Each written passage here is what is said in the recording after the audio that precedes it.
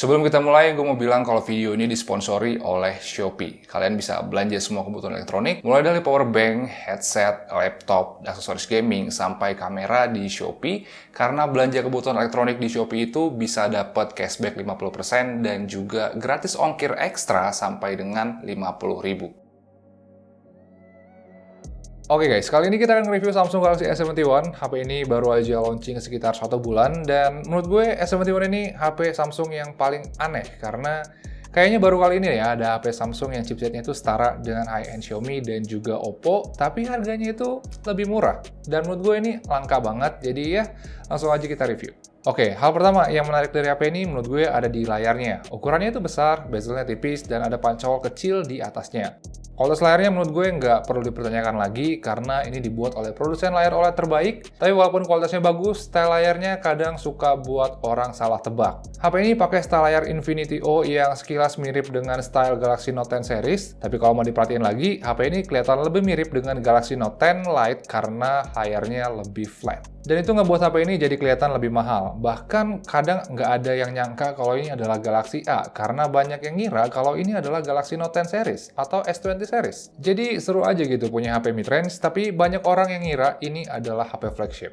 Layarnya sendiri kelihatan gede karena berukuran 6,7 inch, dan itu juga ngebuat S71 jadi smartphone yang multimedia banget. Karena ya gambar yang ditampilin jadi kelihatan lebih besar dan kualitas gambarnya juga kelihatan bagus thanks to layar Super AMOLED Plus-nya. Dan gue rasa kalau kalian memang hobi nonton Netflix atau main game, layarnya udah bisa buat kita puas.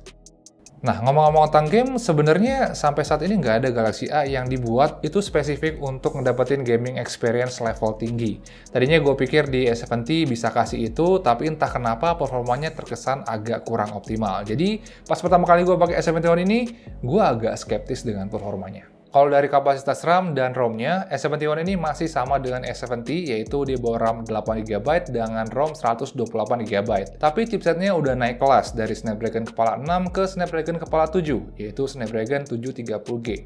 Chipset ini juga dipakai oleh Xiaomi Mi Note 10 Pro dan juga Oppo Reno 2 yang harganya lebih mahal, hampir sekitar 1 juta dari S71. Dan itu agak aneh sebenarnya, karena biasanya HP Samsung yang pakai Snapdragon itu biasanya itu lebih mahal dari HP Oppo dan pastinya lebih mahal dari HP Xiaomi.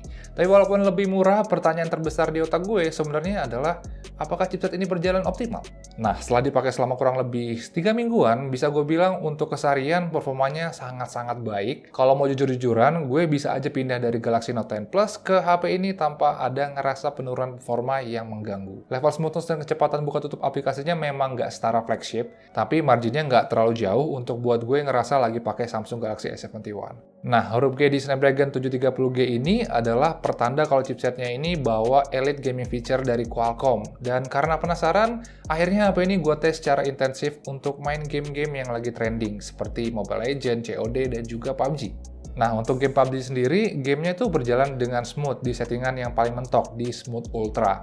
Hampir nggak ada lag sama sekali dan frame rate-nya sangat-sangat stabil. Tapi di game Mobile Legends, performanya suka berubah-ubah. Kadang satu game lancar dan kadang nge-lag. Gue curiga ada yang aneh dari game ini, mungkin ada bug dari Muntun yang ngebuat game ini nggak stabil dimainkan di Galaxy S71. Soalnya performanya kadang lancar, kadang nge-lag banget. Tapi kalau dilihat secara keseluruhan dari performa keseharian dan gamingnya, gue rasa chipset Snapdragon 730G ini berjalan optimal di Samsung Galaxy S71.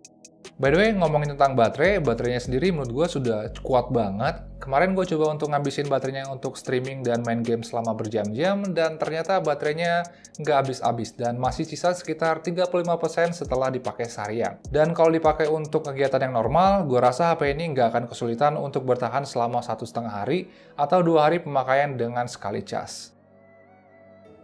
Nah, ngomong-ngomong tentang cas, charging time dari HP ini sama kencengnya dengan Galaxy Note 10 Plus. Kalau di kelas mid-range, gue rasa ini adalah salah satu charging yang terbaik, karena charging time-nya memang cepat banget. Jadi, kalau kita cas pakai charger bawaannya, HP ini cuma butuh waktu sekitar 70 menit untuk ngecas baterainya dari kondisi low bat sampai full charge. Dan itu sih udah terhitung ngebut banget untuk harga segini. Tapi sebenarnya di harga 6 jutaan, gue rasa material bodi HP ini terhitung kurang mewah, karena masih pakai material glass stick. Soalnya di harga segini, biasanya brand brand-brand lain udah pakai kaca atau metal frame untuk smartphone-nya. Tapi kalau mau positif, sebenarnya material glass tech ini ngebuat S71 jadi lebih enteng, dan itu beneran ngebantu banget untuk ngedapetin handling yang sangat nyaman. By the way, desain HP ini juga terhitung cakep ya, bodinya tipis, patternnya bagus, dan bentuknya juga sekarang terasa lebih maco dan lebih tegas mirip dengan Galaxy Note. Fitur-fiturnya sendiri terhitung mantap. Selain fitur-fitur basicnya lengkap, dia juga punya fitur-fitur tambahan seperti in-display fingerprint sensor, NFC, dan juga Dolby Atmos. Dan yang terakhir kita akan ngomongin kameranya. Jadi HP ini udah pakai quad kamera yang merupakan upgrade dari triple kamera A70. HP ini bisa take foto makro dengan resolusi 5 megapiksel. Lensa ultrawide-nya punya megapiksel yang lebih besar di 12 megapiksel. Dan kamera utamanya bisa take foto sampai 64 megapiksel. 2 kali lebih besar dari kamera utama A70 yang resolusinya cuma 32 megapiksel. Kualitas fotonya terhitung bagus. Foto yang ditangkap punya detail yang sangat tinggi dan punya warna natural khas smartphone Samsung. Foto low light-nya juga tajam dan minim noise, jauh lebih baik dari A70 yang foto low light-nya itu kayak digambar pakai crayon. Dan kita juga bisa pakai mode night mode untuk ngebuat foto low light-nya lebih bersih dari noise.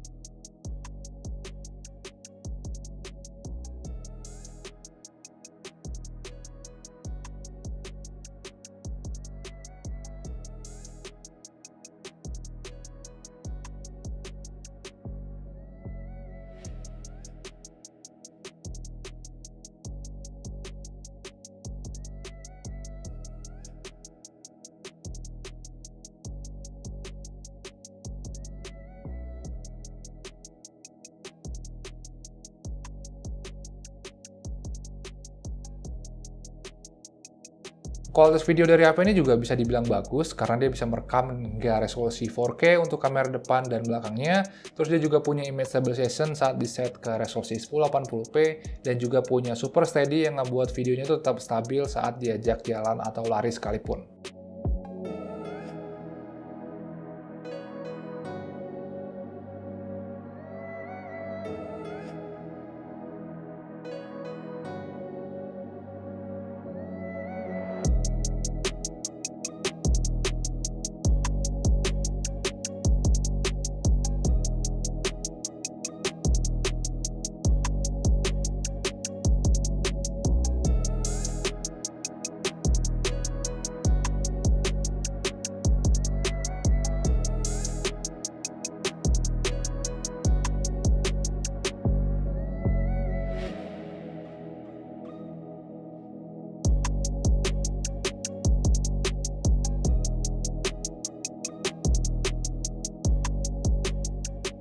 Oke, kalau dibandingin dengan Galaxy S70, bisa gue bilang ini upgrade-nya banyak banget. Hampir semua di sektor di-upgrade dan efeknya bagus-bagus. Desainnya sekarang lebih fresh, terus layarnya juga sekarang lebih cakep. Performanya juga lebih galak, terus chargernya juga lebih kenceng, dan kamera juga sekarang jauh lebih tajam. Dan kalau dibandingin dengan Galaxy A yang lain, bisa gue bilang ini adalah Galaxy A yang paling gue suka. Karena ada beberapa hal yang kadang ngebuat gue ngerasa lagi pakai Samsung Galaxy Note 10 Plus, dan itu keren banget sih. Mungkin yang belum bersaing dari HP ini cuma di material bodinya aja, karena dia masih pakai glass tech. Tapi sebenarnya kalau ngelihat upgrade yang dibawa, gue rasa sih itu udah bisa dimaafkan lah. Oke, mungkin gitu aja. Jangan lupa like dan subscribe bagi yang belum, dan jangan lupa juga komen di bawah kalau ada pertanyaan. Nanti gue akan baca dan coba jawab di situ. Terima kasih sudah nonton. Gue Anton Enggolan. Kita ketemu lagi di video-video berikutnya. Ciao!